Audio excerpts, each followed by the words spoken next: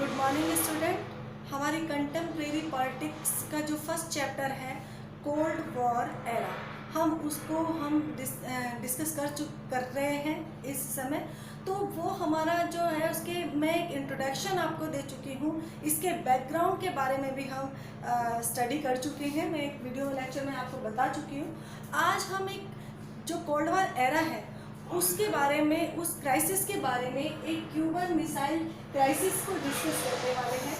Cuban missile crisis क्या था, किस तरह था। इससे पहले मैं कुछ वर्ड्स आपको क्लियर कर देना चाहती हूँ। देखिए बच्चों, तीन चीज़ों की हम यहाँ पर बात करने वाले हैं। सबसे पहले आता है USSR, the union Soviet union.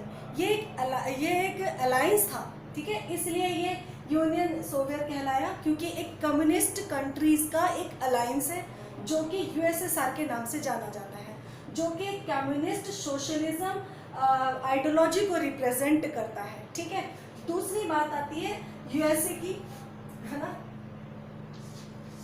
जो यूएसए है, यूएसए से अमेरिका, ठीक है ना। जो यूएसए है वो हम अमेरिका के नाम से जानते हैं उसको, ठीक है, यूनाइटेड स्टेट ऑफ अमेरिका।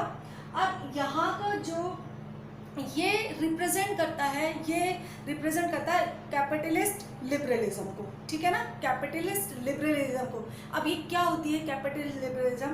देखिए, जो कैपिटलिस्ट को कहते हैं पूंजीवादी, जहाँ निजीकरण हो, जहाँ प्राइवेटाइजेशन होता है, जहाँ पर एक तरह से लिबरलिटी दी जाती है सारी इंडस्ट्रीज में, सारे जितनी सारी फैक्ट्रीज हैं इन सब के अंदर। तो एक लिबरल फॉर्म्स को ये रिप्रेजेंट करता था। जो यूएसएसआर है वहाँ के लीडर, जब हम क्यूबन मिसाइल क्राइसिस के टाइम पीरियड की बात कर रहे हैं, और उस समय यूएसएसआर के जो लीडर थे वो थे निकिता क्रुश्चेव। कौन थे? निकिता क्रुश्चेव थे। और यूएस के जो लीडर थे उस समय वो थे जॉन ऑफ कैनेडी। तीसरी बात, क्यूबा की हम बात करते हैं तो यहाँ के थे फिदेल कास्ट्रो, ठीक है ना, फिदेल कास्ट्रो। अब क्या क्राइसिस था इसको समझिए। देखिए ये बच्चों कि ये जो क्यूबा है ये क्यूबा यूएसए से अटैच है। मान लीजिए ये यूएस है और इससे अटैच ये छोटा सा जो आइलैंड है वो क्यूबा है, ठीक है, वो क्यूबा है। अब यहाँ पर ये जो यूएसएसआर है इससे, लेकिन ये जो यूएसएसआर जो है वो क्यूबा को डिप्लोमेटिक और फाइनेंशियल एड प्रोवाइड कराता था। और वो लेकिन अटैच तो किससे था भाई? फिजिकली अगर अटैचमेंट देखें क्यूबा का तो वो फिजिकल अटैचमेंट तो यूएसए से था, लेकिन वहाँ पर जो लीडरशिप थी, जो रूल्स था, जो उनको सारा रूल कर रहा था वो था यूएसएसआर। क्यों कर रहा था? क्योंकि यूएसएसआर जो था वो क्यूबा जैसे छोटे से देश को क्या देता था? फाइनेंशियल और डिप्लोमेटिक एड उनको प्रोवाइड कराता था। तो वहाँ की कम्युनिज्म से इन्फेक्टेड था क्यूबा, ठीक है।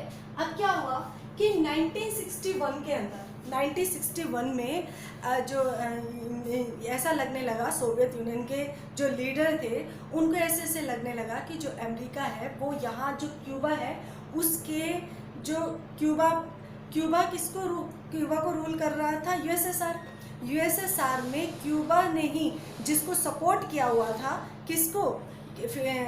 फिदेल कास्ट्रो को, उसको वो हटा देगी, उससे लीडरशिप से हटा करके अपना इम्पोज कर लेंगे, वो उन पर अपना अधिकार कर लेंगे, ऐसा उनको लगने लगा। तो यूएसएसआर ने क्या किया बच्चों? यूएसएसआर ने, मैं आपको यहाँ समझा देती हूँ कि इस यूएसएसआर ने अपनी जो है इस क्यूबा पर मिसाइलें डाली। इसने अपना एक बेस बनाने का सोचा, एक आर्मी बेस बनाने के बारे में सोचा कि मैं इसको अपना एक आर्मी बेस बना लेता हूँ। और ये लगता है किससे? अमेरिका से बिल्कुल अटैच है, बहुत ज़्यादा क्लोज है इसके। तो अमेरिका यूएसए के, तो जिस बात का पता कि यूएसएसआर ने मिसाइल्स जो है वो प्लेस्ड की हुई हैं, कहाँ पर?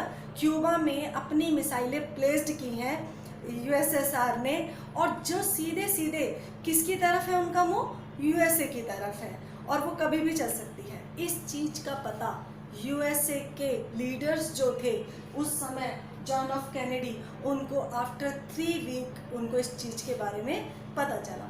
अब उनको जब इस चीज़ के बारे में पता चला तो उन्होंने अपनी कंट्री में डिस्कस करना शुरू किया कि अब क्या करें, कैसे करें, क्या डिसाइड करें। उन्होंने उसके साथ कंसल्ट करना शुरू किया। तो जॉन एफ कैनेडी के जो एडवाइज़र थे, 2 तरह के लोग थे। 2 तरह के लोग थे कि उन्होंने, एक ने तो ये कहा कि आप यूएसएसआर पर अटैक कर दीजिए, एटॉमिक उन पर अटैक कर दीजिए, ख़त्म कर दीजिए। और कुछ लोग ऐसे थे कि हमें अटैक नहीं करना चाहिए, हमें इसके लिए कोई अदर वे हमें इसके लिए यूज़ करना चाहिए। तो क्या हुआ कि डिस्कस करने के बाद, और अमेरिका भी बहुत अच्छी तरह से, यूएसए भी बहुत अच्छी तरह से जानता था, क्योंकि यूएसएसआर और अमेरिका, यूएसए दोनों ही न्यूक्लियर जो एटॉमिक जो पावर थे, दोनों सुपर पावर थे। और इन सुपर पावर की वजह से ऐसा लगता था कि कभी भी कुछ भी कर सकते हैं। और जब उसने अपनी मिसाइलें क्यूबा पर लगाई यूएसएसआर ने, तो अमेरिका को ये लगा कि वो हम पर अटैक करने वाला है, ठीक है ना। लेकिन स्टूडेंट्स, मैं आपको बता दूं, अगर गलती से यूएसए मिसाइल नहीं चलाता, लेकिन अगर गलती से कोई एक मिसाइल चल जाती, तो ऐसा थोड़ी था कि अमेरिका भी चुपचाप बैठा रहता, यूएसए भी चुपचाप बैठा रहता, क्योंकि वो भी एक सुपर पावर था। तो वो भी क्या करता, एक ऐसा उसके अगेंस्ट अटैक करता। तो पूरा का पूरा जो ये प्रोसीजर है, तो इनके पास इतने न्यूक्लियर एटम बम्स इत्यादि वेपन्स, बहुत तरह के टेक्नोलॉजी से लैस इस तरह के थे कि पूरी की पूरी दुनिया ख़त्म हो सकती थी, ठीक है। तो ये इस समय में इन लोगों ने डिसाइड किया कि जो यूएसएसआर है, जो वो डिसाइड क्या करता है, हेल्प जो क्यूबा को दी जा रही है, यूएसएसआर जो हेल्प क्यूबा को दे रहा है, वेपन्स दे रहा है या कोई अदर चीज़ें दे रहा है, और वहाँ पर जो अपने जहाज भेजे जा रहे हैं क्यूबा पर, हम अमेरिका के जो जहाज भेज करके उनको रोक दिया जाए, ठीक है ना।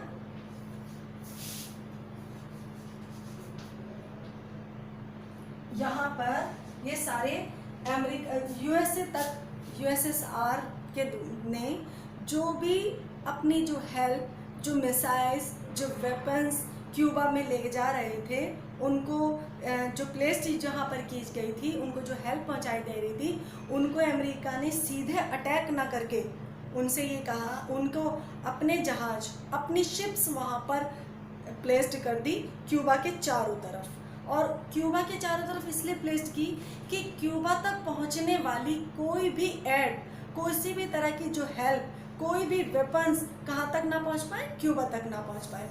इस बात के बारे में भी किसको पता चल गया, यूएसएसआर को पता चला। उन्होंने कहा यूएसएसआर से कि अपने मिसाइलें हटा लो, हम डायरेक्ट अटैक नहीं करना चाहते, और अगर आप करना चाहते हो तो यूएसए ने कहा कि हम करने के लिए भी तैयार हैं, ठीक है। ये क्यूबा मिसाइल क्राइसिस के अंदर चल रहा था।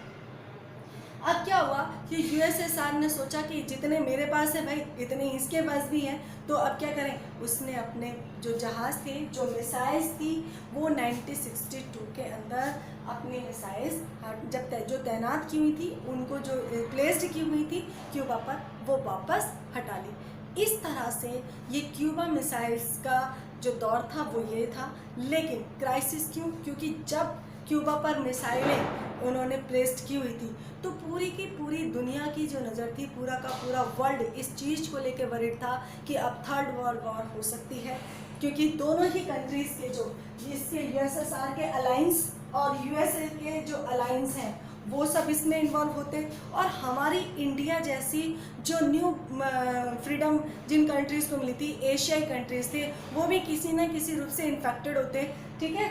तो ये होते सब चिंता में थे, रातों की नींद सबकी चली गई थी। तो ऐसा लगने लगा था कि ऐसा होगा, बट कह सकते हैं कि ये सब नहीं हुआ, और ये सबके लिए बहुत ही अच्छा हुआ।